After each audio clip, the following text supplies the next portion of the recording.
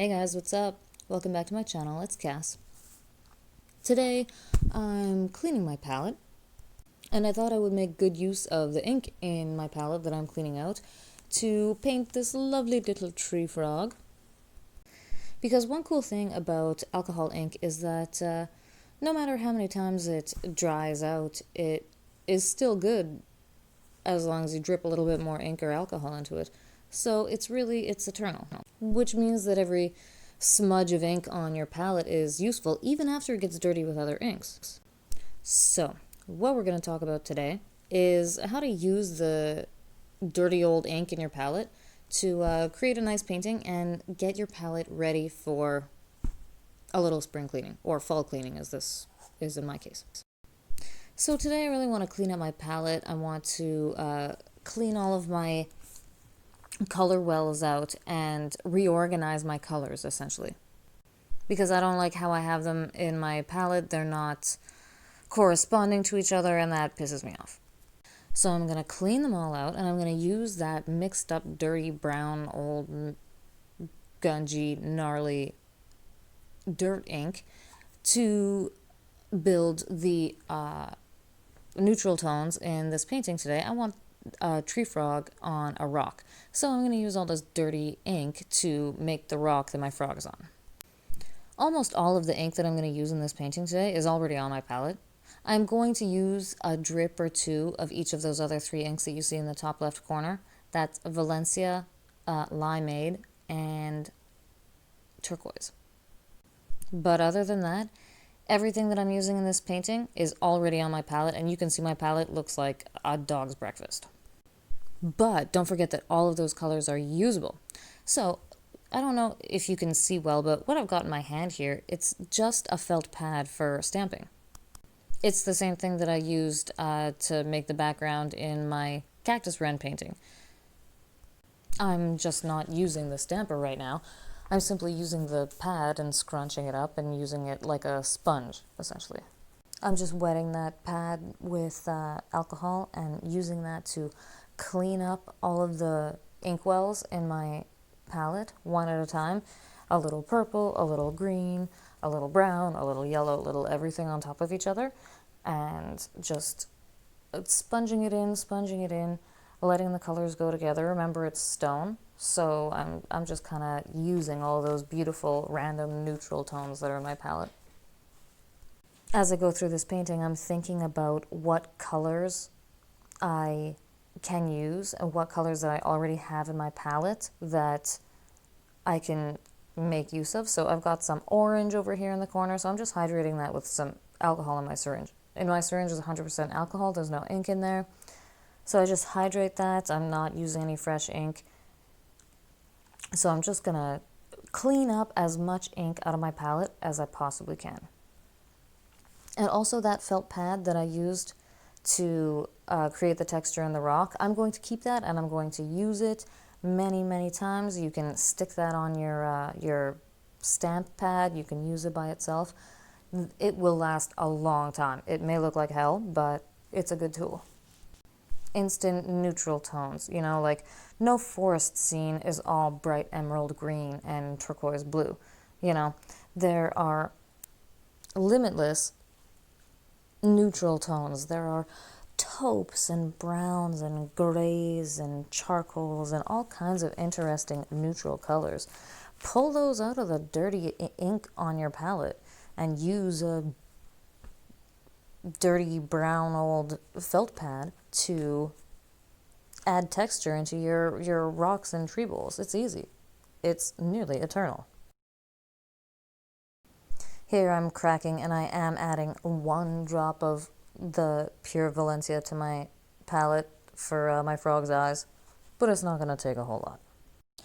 You can see I cleaned out the first 4 inkwells on my palette, the actual first one. You see there's still some purple in it, and that's because that's where I'm going to put my purple, so I'm not worrying too much that that one is perfectly clean, but the 4 next to it are pretty much ready to have ink in them. You can see a little spot or two of residual ink that I'll clean up, but for the most part, they're good to go. And all of that color is all over my rock. You see I've got this beautiful mossy grayish green color, and that Not a drop came out of an ink bottle for that. All of that was just the dried ink that was all over my palette. And I'm not going to try and clean my whole palette with this painting because, quite frankly, I don't need that much ink. But what I'll probably do is the next time I paint, I'll plan something that I can clean up the other colors in my palette, and I'll start everything afresh. I want my colors to follow the color wheel more, or the rainbow, if you will, because, it's me, I love rainbows. And it's bothering me all the time how my colors are all jumbled up and in the wrong places, so it's going to be really nice to see a lovely rainbow along the edge of my palette that I can choose from the colors that I need, and I know that's going to give me a lot of peace of mind. And how cool will it be to have made this beautiful, adorable little frog painting at the same time as cleaning up my palette? I can't think of anything better. Personally, I hate housekeeping, so I like a kind of housekeeping that produces a painting, right? Right. You can see in the 6th compartment in my palette, I've got Sunshine Yellow, so that's what I'm using in here. I use some in the eyes, I'm using some to sketch in the lighter areas of the frog. Again, not using any fresh ink, just a little bit of alcohol in that Sunshine Yellow that I already have. And a little bit of ink into that limeade color that I already have. I don't have that much, so I put one teeny drop, but I'm going to use that for my frog. But I'm thinking all the time about how I can use the different inks on my palette, how I can use them up and get rid of them. After I fill in the lime tones on the frog, I'm going to need a darker green, and you can see I've already got a couple of dark greens on my palette, so I'm not going to need to look any further. No dark green is going to come out of a bottle in the making of this painting. You can see I've got black in my palette. All the black in this painting is going to come out of that too. I'm not taking my black bottle out. And pretty much the only inkwell on this palette that I'm not going to touch is the black one, because that's always where I keep the black, and I like keeping it that way, quite frankly. Black is a strong color. It's hard to clean properly so that it doesn't dirty the color that follows it, and because I always keep some black in my inkwell, or in my palette rather, I don't really see any point in moving it. So I encourage you guys to try an exercise like this. If you're thinking, I too want to clean up my alcohol ink palette, but it's just a pain in the butt, and you don't want to waste the ink, right? That was my thing. I wanted to clean my palette, but I didn't want to waste the ink. And I kept thinking, I don't know what to do with all these dirty colors. I figured I'd just wait for a painting to fall into my lap that was all dirt colored so that I could get rid of that dirty ink, right? But then I realized I gotta think outside of the box here. This is not rocket science. There's a whole lot of available ink on my palette. So what is too far gone, as in too mixed up, too dirtied up, too neutral to be its own color anymore, well, that becomes my neutral base. Those dark, muddy colors in my palette become my shadows, and I use the little bits of fresh, vibrant ink for my touches of color. And see how much color I get in this painting? For how much I used, it's not too shabby. I admit, this is just a teeny painting of a frog. I did not even fill in the background. So potentially you could use a whole lot more ink to finish this piece. However, you don't absolutely need to, and I kind of liked it simple like this. And if you want to plan a bigger piece with more neutral tones to clean up your whole palette all in one shot, do it. Go for it. That was not my goal today. Today I wanted to do some house cleaning in my palette and start cleaning my inkwells out, so I thought it'd be cool to talk about how you can clean your palette too, and how you can recycle all of that precious ink that you lift out of your palette. I'm talking like no paper towel with alcohol on it cleaning your palette and going in the garbage, but like every single smudge of ink on your palette can get used on a painting. Don't think you need to just clean your palette like, clean it, spray alcohol all over it, wash it, and then it's done. Don't think like that. All those colors are useful. This is not acrylic paint where your paint turns into plastic 5 minutes after it hits your palette. This ink is as usable tomorrow as it is a week from now, probably as it is a year from now, as long as you don't keep your palette in a really dirty place. all those vibrant colors on my palette, the Viridian and Amethyst and Valencia and a Limeade and Sunshine Yellow and Black Antique, all those colors that are still in my palette are beautiful and bright and usable. And if you have colors on your palette that are still nice colors but have been tainted by other inks, have been stained by other inks, go with that. Look through your composition and think, where do I need this color? Where can this color exist? You'll find a spot for it. Your watercolor palette is exactly, and I mean exactly the same thing, only you're putting water on it instead of alcohol. If you want to clean your watercolor palette, I suggest you go about it in the same way. Think about the colors that you have all over your palette that you need to get rid of, in a sense, and plan a composition that needs those colors. Think about the colors that are too dirtied up and will just become neutral. Blend them all together and use them as your neutral tones. And use this exact same method to go through and clean your watercolor palette. There are no limits. Now, I can't say that this works for acrylic or oil because it doesn't really, but alcohol inks, absolutely.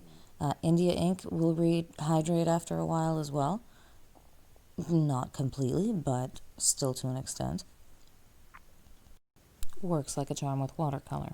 So, play with it. And you'll notice that I'm wearing a glove here. I'm only wearing a glove on my dominant hand because of using the stamp pad. For the most part, I don't really need to wear gloves when I paint because I'm doing brushwork and stuff. I'm not handling a lot of ink, as it were. There's not a lot of risk of getting it on my hands. But every now and again I wear a glove when I'm doing something particularly more hands-on, like today with the stamp pad.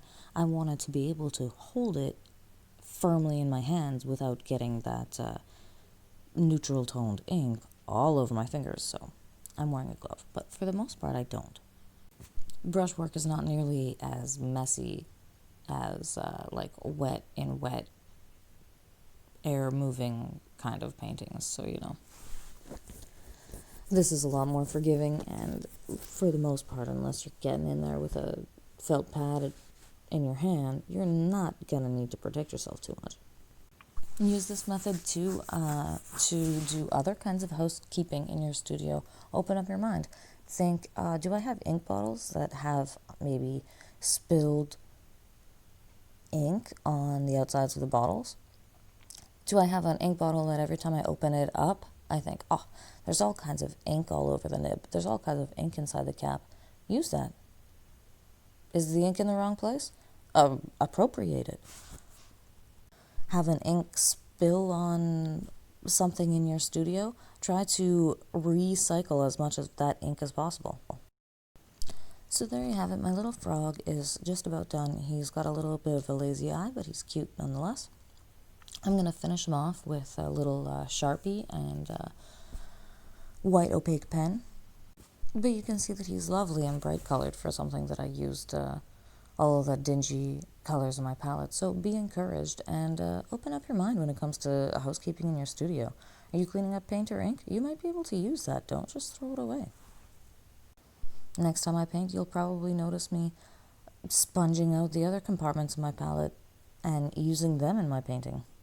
So think outside the box and don't forget to do something beautiful with your labors. Happy housekeeping!